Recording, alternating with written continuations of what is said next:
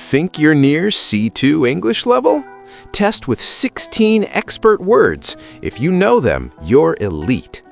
Launch alert. New C2 program, 19 Jan 2026. Join waitlist for bonuses and discounts now.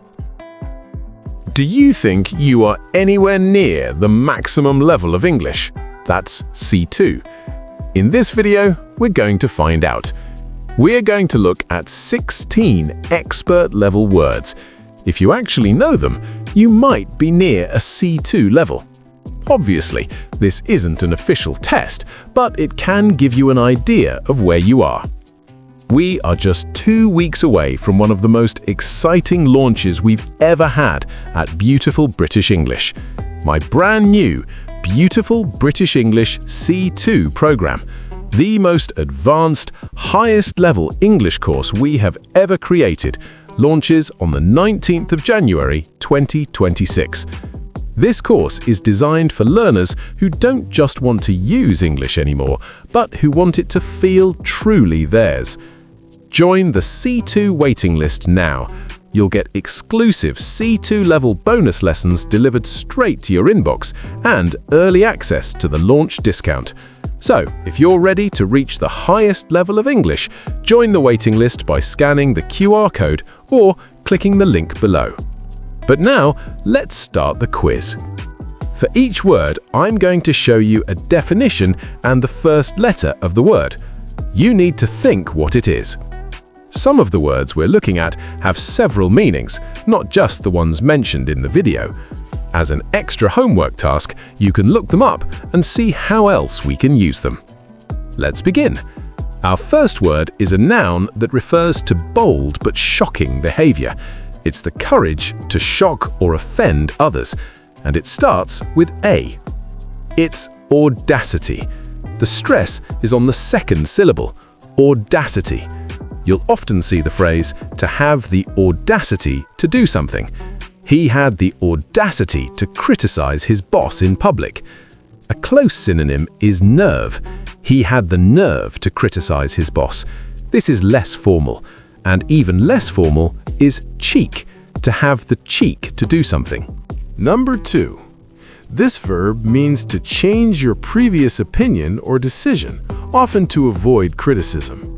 It's very visual, and it's a compound verb made up of 2 words starting with B and P. Have a think. It's to backpedal. You'll see it with and without the hyphen. Imagine someone pedaling a bike backwards, trying to get away from something. We often say you backpedal on something. An example, the government is backpedaling on their promise to cut taxes.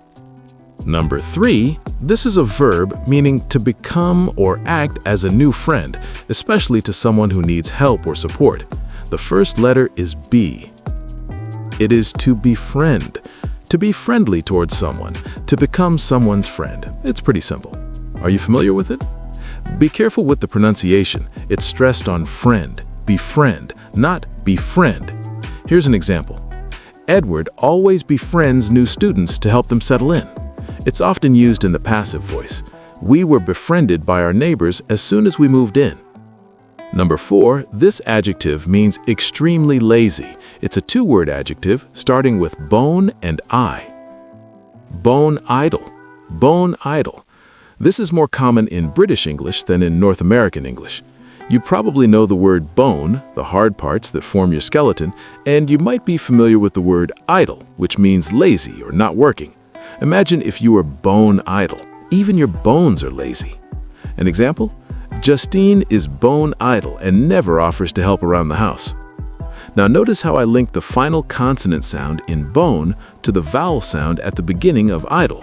Bone idle. Bone idle. Number 5 is a lovely positive adjective. It means happy and lively and is related to the sound a bird makes. This is really tricky. I'll give you an extra clue. It starts with C and it has 6 letters. Have a think. The word is chirpy. For example, you're chirpy this morning. A chirp is the short, high sound made by some small birds.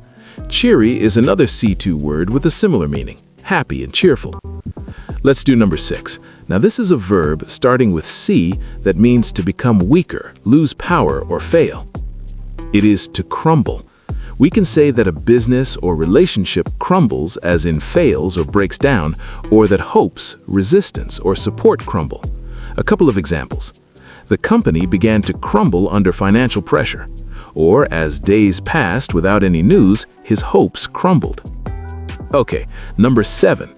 This is another word for a tip, a small amount of money you give someone for their service, and it starts with G. It is gratuity. Have you seen that on a bill in a restaurant? Gratuity is a more formal way to say tip or service charge. Think, I'm so grateful for the service, so I leave a gratuity.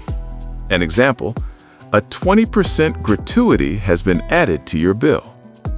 Now, when I pronounce this word, I usually say gratuity with a ch sound. You will also hear gratuity with a t sound. In North American English, they tend to say gratuity. Use whichever pronunciation is most comfortable for you. Number 8. A verb that means to often complain about something in an annoying way. It begins with G and it has 5 letters. It is to gripe. This is fairly informal. We usually say you gripe about something or someone. An example, Anne's always griping about the internet speed. She's always complaining about it. Gripe is also a noun meaning a complaint. Her main gripe is that the food is too expensive. Okay, how are you doing so far? I'm really curious if any of the words so far have been familiar to you. Let me know in the comments. And have you noticed that the C2 level allows you to add so much nuance to your English? Instead of complain, you can use gripe. Instead of happy, chirpy. Using a variety of words makes your speech more interesting as well. Let's move on to number 9. This is an adjective we use to describe speech and movements. It means stopping and starting often, usually because you're nervous or not certain. It starts with H. It's halting. An example, I managed to explain the issue in halting Italian. I spoke in Italian, stopping frequently to search for words. The noun and verb form halt means stop moving or happening. The work came to a halt when the money ran out. The next adjective means gradually increasing, and it's often used to talk about something that causes worry. It starts with M. It's used before a noun and collocates strongly with negative words like anger, criticism, frustration, and pressure. It is mounting. Eric faced mounting criticism after the interview. You'll also see mounting excitement. There's mounting excitement amongst fans who have waited over a decade for the band to return. Mounting has the same root as the word mountain, but listen to the pronunciation difference. Mounting with the ow sound, mountain, and mountain with the un sound, mountain. Number 11. We're continuing with the theme of mountains now with a noun meaning the highest point of achievement or success. It's similar to peak, and it also starts with P. It is pinnacle, such a good word. When you pronounce it, make sure to stress the first syllable, pinnacle. You'll often see the structure the pinnacle of something. For example, he reached the pinnacle of his sport by the age of 24. He was at the top of his sport. Or, this novel represents the pinnacle of modern literature. Okay, next we're looking for a phrasal verb meaning to end an argument and try to fix or improve a relationship. The words start with P and U. It is to patch up. You'll often see to patch things up or to patch it up with somebody. A couple of examples. Have you managed to patch things up with Henry? Have you managed to stop arguing and become friends again? Or, we've patched up our differences. Alright, number 13. This is a word to describe a close relationship that is not sexual. It's a friendly relationship, and it starts with P. It is platonic. Hands up if you knew that one. listen to how I pronounce it. Platonic, with a schwa in the first syllable and the stress on the second. Platonic.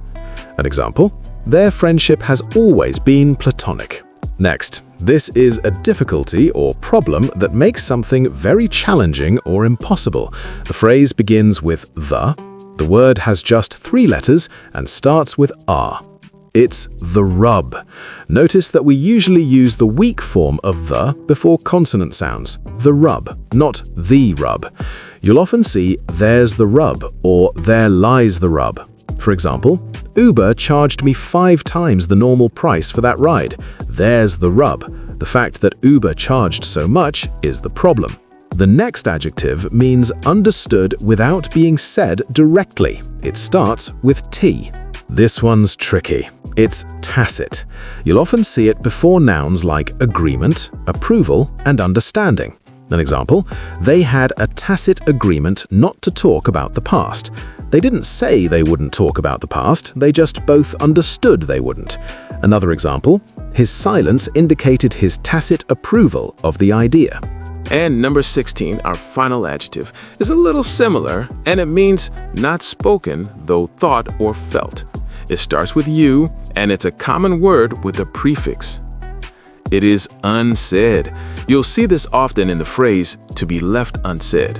And in a longer one, some things are better left unsaid, meaning sometimes you just shouldn't say something.